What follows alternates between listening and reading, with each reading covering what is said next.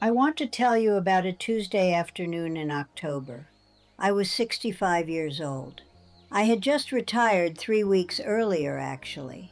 I was sitting at my kitchen table in Connecticut, looking at a piece of paper my financial advisor had handed me. And I remember thinking, how did I not know this? How did nobody tell me this before today? That afternoon cost me $40,000. Not because I was foolish, not because I wasn't paying attention, but because I retired without knowing 5 things that I am going to tell you right now. And I want you to hear me clearly if you are anywhere near retirement age, or if someone you love is approaching that chapter. Please stay with me until the very end of this video, because what I'm about to share is not something you will find in any standard retirement guide. I know, I read all of them. Let's start with the mistake. When I retired at 65, I assumed that the hardest work was done. Edward, my husband at the time, and I had saved carefully. We had the house. We had investments. We had, I believed, thought of everything.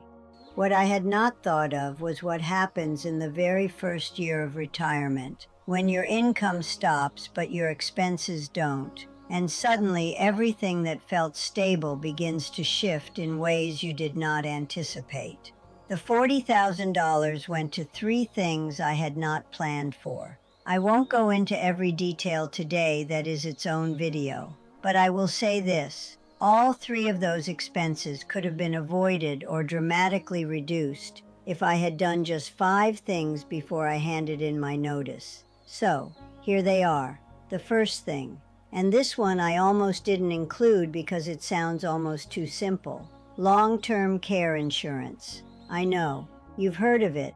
You've probably thought about it and then put it away because it felt like something you'd deal with later. I did exactly that. For years. Here is what I didn't understand until it was almost too late. The price of long-term care insurance goes up significantly every year after 60. Every single year. And after 70, some providers won't cover you at all. I bought mine at 63, barely in time. And I will tell you, when Edward became ill, when those 8 months became the hardest 8 months of my life, having that policy in place meant I could focus entirely on him. Not on paperwork, not on money, on him. Buy it before you need it. Buy it before you think you need it. That is the lesson. The second thing, this one my financial advisor actually told me not to do, and I did it anyway. I bought a small income-generating property. Nothing dramatic, a modest townhouse 2 towns over that I rented out. My advisor thought I was taking on unnecessary complexity. He wanted me to put the money into a fund instead. I listened politely, and then I bought the property. That rental income has been one of the most stabilizing forces in my financial life for the past 7 years. When markets dropped, and they did drop significantly, twice, my rental income kept coming. Every month, reliable as the sunrise. I am not telling you to do what I did. Everyone's situation is different, and I am not a financial advisor. But I will say passive income that does not depend on market performance is something worth thinking very seriously about before you retire. While you still have the income to qualify for financing, while you still have options. The third thing, and this one is more personal. Before I retired, I spent 6 months doing something that had nothing to do with money. I rebuilt every important relationship in my life. I called people I had drifted from.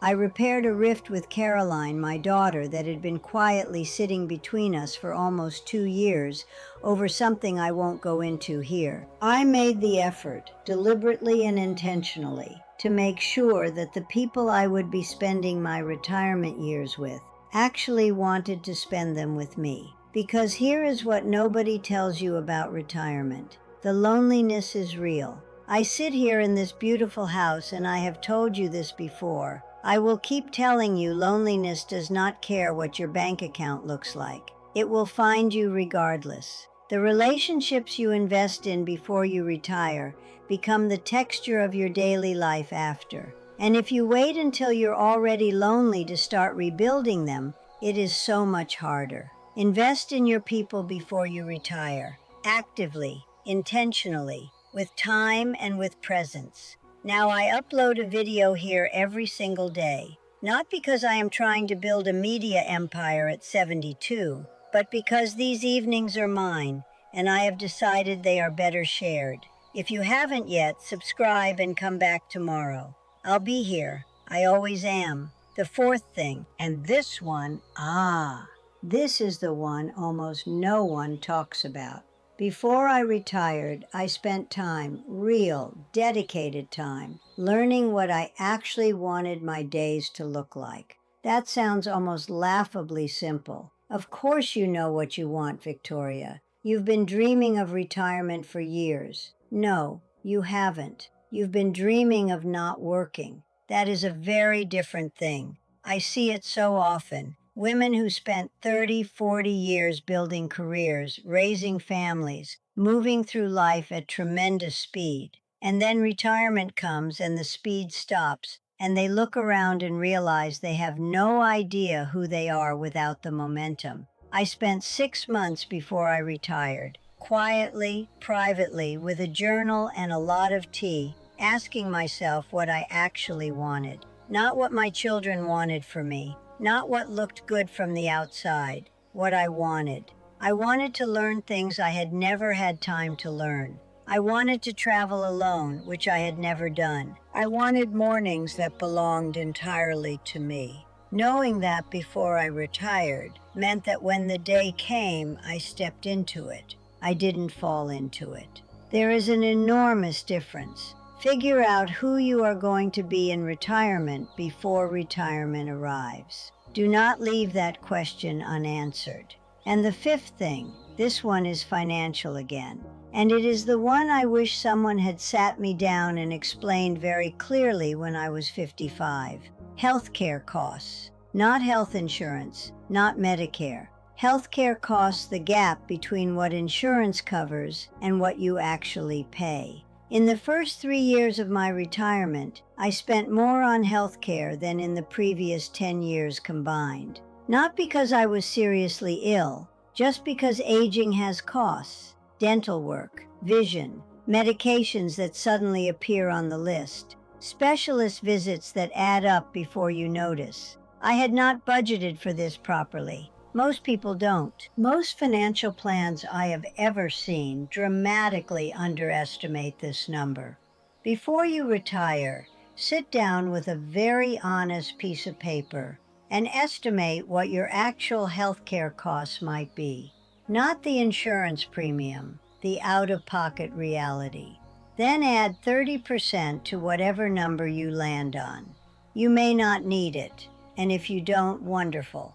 But if you do, you will be so grateful you planned for it. So, 5 things. Long-term care insurance bought early. An income source that doesn't depend on the market. The relationships that will actually sustain you. A clear sense of who you are going to be. And an honest, generous healthcare budget. I learned most of these the hard way. A few of them I got right the first time, almost by accident. At 72, looking back at the woman who sat at that kitchen table with that piece of paper in October, I would have so much to tell her. I would sit down across from her, pour her a cup of tea and say, "Slow down, think carefully. There are 5 things you need to do before you walk out that door." This has been my evening with you. Thank you, as always, for sitting with me. I'll be here tomorrow. Come sit with me.